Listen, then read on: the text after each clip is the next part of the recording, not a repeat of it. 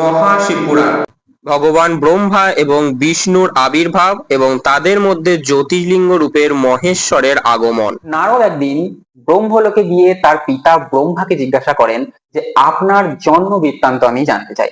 নমস্কার, আজ আমরা শিব পুরাণ অনুসারে ব্রহ্মা এবং নারায়ণের জন্ম বৃত্তান্ত জানবো।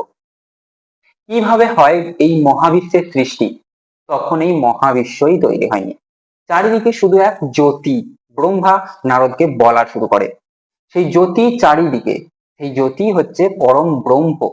ব্রহ্ম থেকে দুজন জন্ম নেয়, প্রকৃতি এবং পুরুষ। ব্রহ্মদেব প্রথম প্রকৃতির কথা বলেন। সেই প্রকৃতি ছিল অষ্টভুজা এবং কল্যাণী। সেই মায়া দেবীর মুখ চাঁদের রংকেও ফিকে করে দেয়। সেই মায়া দেবী সব সময়ই সৃষ্টির জন্য চিন্তা করছেন। সেই মায়া দেবী নানা রকম বসন করে, নানা অলংকার করে পুরুষের সঙ্গে সৃষ্টির কথা চিন্তা করছে। পুরুষের জন্ম কোথা থেকে হলো? সেই ব্রহ্ম জ্যোতি থেকেই পুরুষের জন্ম। নারদ এরপর জিজ্ঞাসা করে তারপর? তখন ব্রহ্মা বলেন তারা সৃষ্টির জন্য যখন চিন্তা করছেন তখন দৈববাণী হয়। দৈববাণীতে বলে তোমরা তপস্যা করো, তোমাদের এই সমস্ত চিন্তা করতে হবে না। তপস্যা শুরু করার পর তাদের শরীর থেকে সহস্র ধারায় জল বের হয়। যত যা দ্রব্য ছিল সেই জল দিয়ে সমস্ত কিছু ঢাকা পড়ে গেল। সেই জলের পরিমাণ এতই ছিল আর সেই জল এতটাই ব্রহ্ম স্বরূপ ছিল, সেই জল যেই স্পর্শ করতো তার পাপ রাশি কমে যেত, শেষ হয়ে যেত। প্রকৃতি আর পুরুষ দুজন মিলে সেই জলেতে শয়ন করেন। সেই পুরুষ জলেতে যখন শয়ন করেন, জল অর্থ নার, সেইখান থেকে নাম হয় নারায়ণ। অর্থাৎ সেই পুরুষ নাম নেয় নারায়ণ এবং প্রকৃতি নাম নেয় নারায়ণী।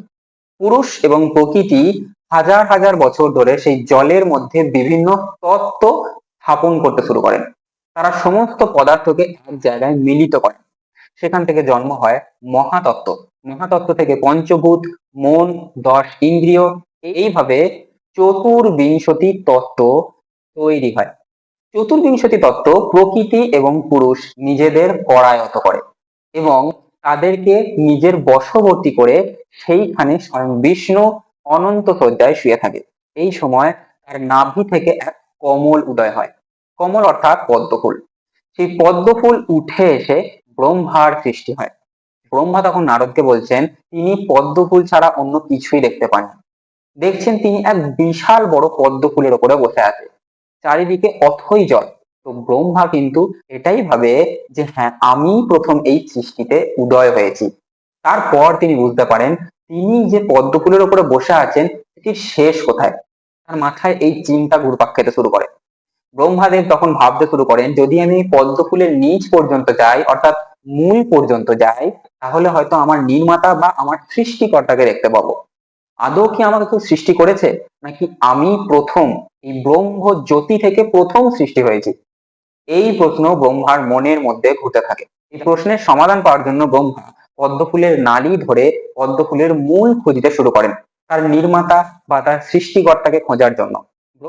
100 বছর ধরে পদ্মফুলের ওপর থেকে মূল খুঁজতে শুরু করেন ব্রহ্মাদেব। তারপরেও যখন খুঁজে না পান তখন তিনি মনে করেন আমাকে আবারও সেই জায়গাতেই ফিরে যেতে হবে, অর্থাৎ পদ্মফুলের উপরে। আরো 100 বছর পর তিনি যখন উপরে ফিরে যেতে পারেননি, সেই সময় দৈববাণী হয় তপস্যা করো, তুমি সমস্ত কিছু প্রশ্নের উত্তর পাবে। 12 বছর তপস্যা করার পর তার সামনে যে মূর্তির উদয় হয় তার ছিল 4 হাত, শঙ্খ, চক্র, গদা, পদ্ম।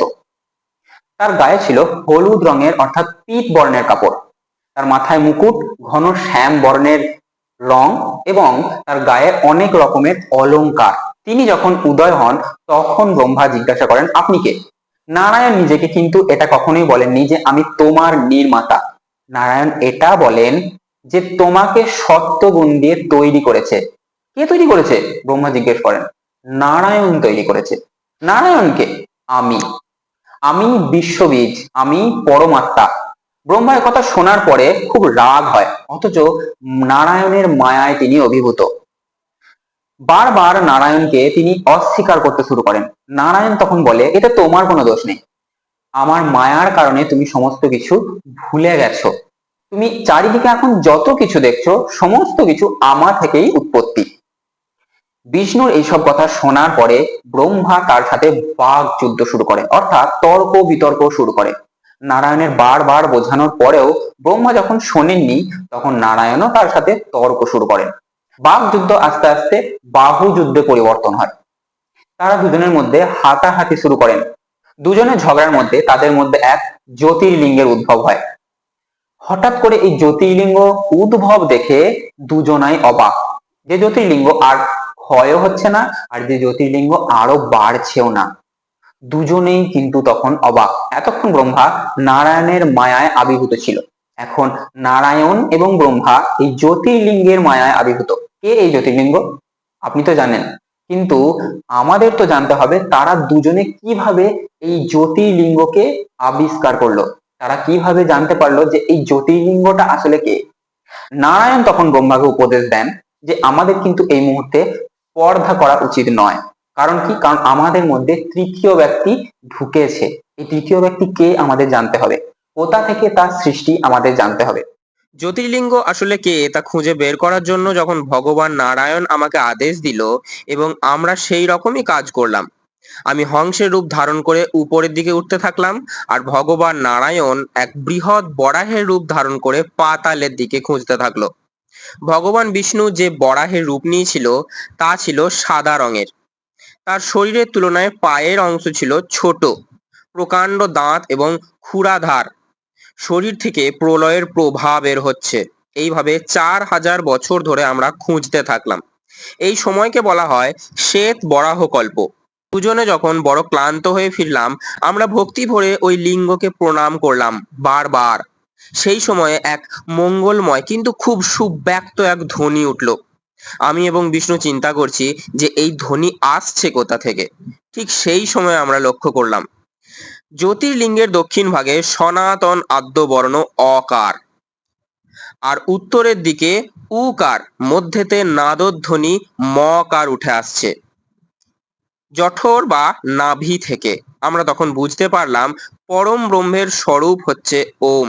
এই ওম শব্দ ভাঙলে যে অকার আমরা পেলাম তাকে সৃষ্টিকর্তা রূপে বিচারের কথা বলা হয়েছে। মকার মহেশ্বর আর উকার জগৎপতি শ্রী শ্রী নারায়ণ। তারপর ব্রহ্মা এবং বিষ্ণু মিলে সেই জ্যোতির্লিঙ্গের স্বরূপ দেখতে পেল। সেই কথা আমি আপনাদের বলে বোঝাতে পারবো না, তাই শিবপুরাণ থেকেই এই লাইন আপনাদের তুলে দিচ্ছি। সেই মূর্তি পঞ্চমুখ, বাহু দশধর, কর্পূরের মতো গৌরব বিচিত্র সুন্দর, নানাবিধ কান্তিযুক্ত, অতীব উদার, মহাপুরুষের মতো লক্ষণ তাহার। এইরূপ দর্শন করে ব্রহ্মা এবং বিষ্ণু ভক্তি ভরে স্তব এবং স্তুতি করে পঞ্চানন ব্রহ্মা এবং বিষ্ণুকে নিজের দিব্য রূপ দর্শন করান।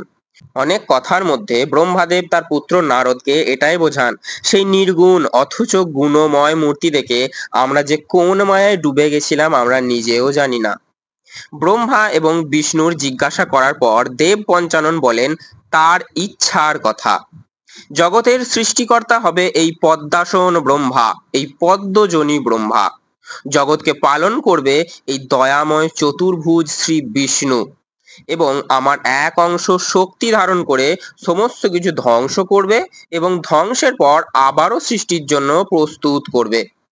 প্রকৃতি থেকে 3 ভিন্ন ভিন্ন শক্তি থেকে ব্রহ্মাণী, লক্ষ্মী এবং কালী উৎপন্ন হবে।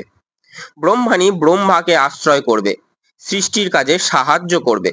লক্ষ্মী বিষ্ণুকে আশ্রয় করবে জগৎকে পালন করার জন্য, আর কালী আমাকে ভজনা করবে। হরের আজ্ঞায় এবং কৃপায় আমি পদ্মজনী ব্রহ্মা আর বিষ্ণু সৃষ্টির কাজে মন দিলাম। ব্রহ্মা এবং বিষ্ণুর আগ্রহ দেখে পঞ্চানন শ্রী দেবাদিদেব মহাদেব বিষ্ণুকে কৃপা করলেন এবং তাকে শিব তত্ত্ব প্রদান করেছিলেন, 5টি মহামন্ত্র প্রদান করেছিলেন, আরো বহুত কিছু।